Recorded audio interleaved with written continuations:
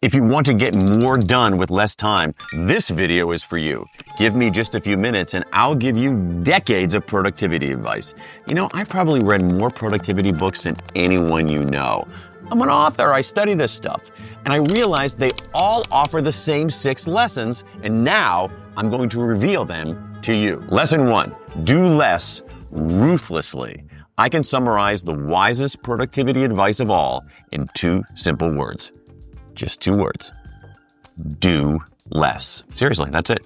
The people who get the most done don't do more things, they do fewer things, but they do them better. So, be ruthless about what you do. Here are a few ideas. Limit your daily to-do list to no more than 5 items. It's tough. I know, I struggle with this, but when I limit my list, I always accomplish more and have a more satisfying day. On your list of 5, choose one and designate it as your most important task, your MIT. Do your MIT first, no exceptions. Start it, finish it, and don't do anything else. And when you're done, you'll feel a sense of accomplishment and you'll have made progress toward your most important goal. Next, alongside your to-do list, make a to-don't list. List 3 things that steal your time, drain your energy, hijack your focus, and don't do them. Things like checking email first thing in the morning, answering every phone call, attending meetings that are a waste, doom scrolling when you're stuck. Write them down, post them where you'll see them, and treat that list with the same reverence with which you treat your to-do list. Finally, for new requests that come in, make no your default answer. I know that's tough. We don't always have full control over every demand on our time or attention, but give it a try.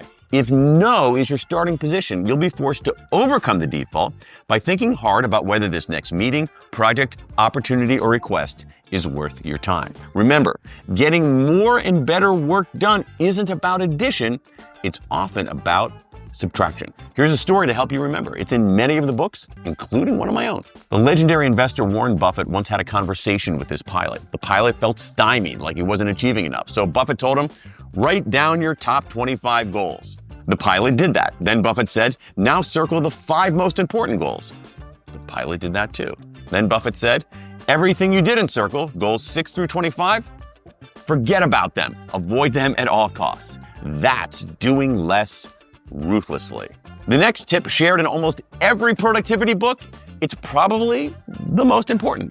Protect your golden hours. Everyone has a window of time in their day when their brain is sharpest. Protect that window like your life depends on it, because in some ways it does. Carve out a few hours, ideally early in the day for most of us, for what Cal Newport calls deep work. Work that requires your full attention and complete focus. Before you begin, make sure your environment is free of distractions. No meetings, no messages, no open tabs. For me, when I have serious writing to do, I don't open my email. I leave my phone outside my office, but that's nothing compared to Maya Angelou, who rented a hotel room to do her writing, unbothered and uninterrupted from any other human being. Once you've eliminated those distractions, begin your golden hours with the hardest task, the one you're most likely to avoid. I feel like half these productivity books quote Mark Twain, who said, if it's your job to eat a frog, do it first thing in the morning. And if it's your job to eat 2 frogs, eat the biggest one first. Science backs this up. Research from Northwestern's Kellogg School of Management has found that we get more done and feel more accomplished, not when we knock off a bunch of easy things, but when we tackle the hardest thing first. Another way to supercharge this principle, know your chronotype. That's your natural biological relationship to time.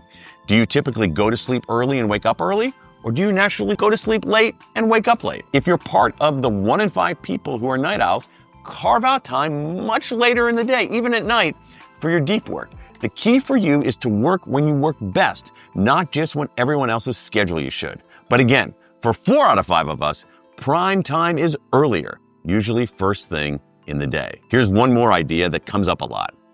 Time boxing. That just means setting a start and a stop time for a task. Say, I'll work on this report from 10 a.m. to 11:30 a.m. You give that task a container, and that structure can sharpen your focus and limit drift. You've got a plan for the big task, your MIT and your deep work, but you still got other stuff to do, pesky things, smaller tasks that always seem to clog the gears.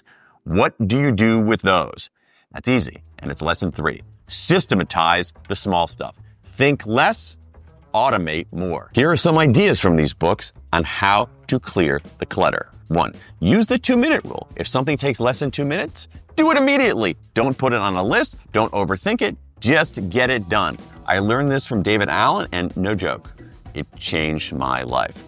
Another idea, stop multitasking. You can't do it well. Nobody can do it well. It doesn't work. Multitasking makes you slower, sloppier, and more stressed. So, for the love of all that is holy, just stop. Do one thing at a time, finish it, then move on. A third idea for clearing the clutter. Batch like a boss. Stack similar tasks together. Email, phone calls, errands, admin. For example, I try to answer email just a few times a day in a single focus burst. No tab switching, no notifications, just execution. Every time you switch contexts, you lose time. Batching gives you that time back. A final way to clear the clutter. Limit your choices. We think more choices leads to more happiness and better outcomes, but as with the first principle in this video, less is more. And if you want to remember this point, here's a super short anecdote that's in a lot of these books. It's about Barack Obama when he was president. Back then, he wore only gray suits or navy suits. That's all he had in his closet. Why? Fewer decisions. I don't want to waste brain power on what to wear, he said. Even the most powerful people automate the small stuff. Number 4, track your progress. Research from Harvard's Teresa Amabile has found that the single biggest day-to-day motivator on the job is making progress in meaningful work. Not praise, not pay, not pressure, just knowing that you moved something forward. Progress. But here's the challenge. We often don't see the progress that we're making. We need a way to notice it, to memorialize it, to appreciate it. Here's the best, simplest technique. At the end of each day, take 1 minute to write down 3 ways you made progress. Big or small, it doesn't matter. The point is to see the movement, because if you see it, you're more likely to keep going. These books also tend to recommend 2 regular reviews, not every day, but every week. On Mondays, ask yourself, what's ahead? What matters most? What are my priorities? On Fridays, ask, how'd it go?